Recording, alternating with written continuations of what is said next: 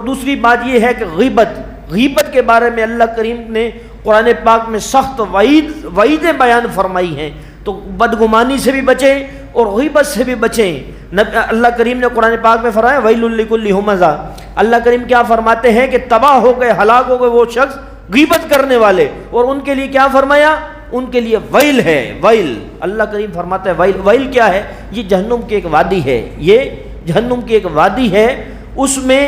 ان لوگوں کو ڈالا جائے گا جو عیب جو ہیں اور عیب گو ہیں۔ یہ جو لوگوں کے عیب کو خریدتے ہیں، تلاش کرتے ہیں اور پھر ان کو زور دے کے بیان کرتے ہیں، ان کے بارے میں اللہ کریم نے فرمایا کہ ان کے لیے ویل ہے، اور ویل جہنم کی ایک ایسی وادی ہے جس سے جہنم خود دن کے اندر 70 دفعہ پناہ مانگتی ہے، اور ایسی وادی ہے اس میں آگ کے ستون ہوں گے، اور اس کے اندر اس آدمی کو باندھ دیا جائے گا آگ کے زنجیروں سے، پھر اس کے 5 اطراف سے، دائیں سے بائیں سے، اوپر نیچے آگے پیچھے سے اس کے اوپر انگارے، آگ کے انگارے کتنے بڑے؟ نبی علیہ الصلوۃ والسلام نے فرمایا، مفہوم ہے کہ جتنی اونٹ کی گردن ہوتی ہے اتنے بڑے انگارے اس کو مارے جائیں گے، اس پہ برسائے جائیں گے، اور انسان کا جسم چھلنی ہو جائے گا۔ یہ کس بندے کے لیے؟ جو مسلمانوں لوگوں کے درمیان عیب جوئی کرتا ہے اور عیب گو ہوتا ہے، عیب کو بیان بھی کرتا ہے، لوگوں کے عیب کو دیکھتا بھی ہے۔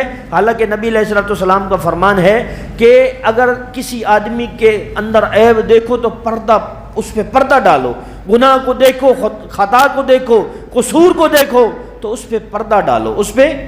پردہ ڈالو، کسی کے عیب کو ظاہر نہ کرو۔ نبی علیہ الصلوۃ والسلام نے فرمایا، مفہوم ہے کہ مسلمان کی جو بندہ پردہ پوشی کرتا ہے اللہ کریم اس کی قیامت کے دن پردہ پوشی فرمائیں گے، اور جو پردہ دری کرتا ہے اللہ کریم قیامت کے دن اس کی پردہ دری فرمائیں گے، یہاں تک کہ اس کو گھر بیٹھے ہوئے رسوا کر دیں گے۔ تو میرے دوستو ضروری ہے کہ ہم غیبت سے بھی بچیں، اور ایک اور بات ہے ضروری بات، وہ یہ ہے کہ ہم خبر سے بچیں۔ خبر کے بارے میں ہمیں پتہ نہیں ہے کہ شریعت میں، شرع شریف میں خبر کا کیا حکم ہے، کہ ایک آدمی ہمارے پاس خبر لے کے آتا ہے، ہم خبر سنتے ہیں، تو پھر ہم اس کے اوپر جو ہمارا رد عمل، آج اللہ پاک آج کل حفاظت فرمائے، میڈیا اور سوشل میڈیا کا زمانہ ہے، بری جھوٹی خبریں پھیلانے میں ہر بندہ لگا ہوا ہے۔ جھوٹی ایک خبر ہوگی، جھوٹ ہوگی، اور وہ معاشرے میں پھیل جائے گی، اتنا پھیل جائے گی جب تک سچ آئے گا لوگ اسی کو یقین کر لیں گے۔ تو خبر کے بارے میں شرع شریف کا یہ حکم ہے کہ اللہ کریم قرآن پاک میں فرماتا ہے تمہارے پاس کوئی آدمی خبر لے کے آئے، خبر لانے والا فاسق فاجر ہے، خبر لے کے آیا ہے،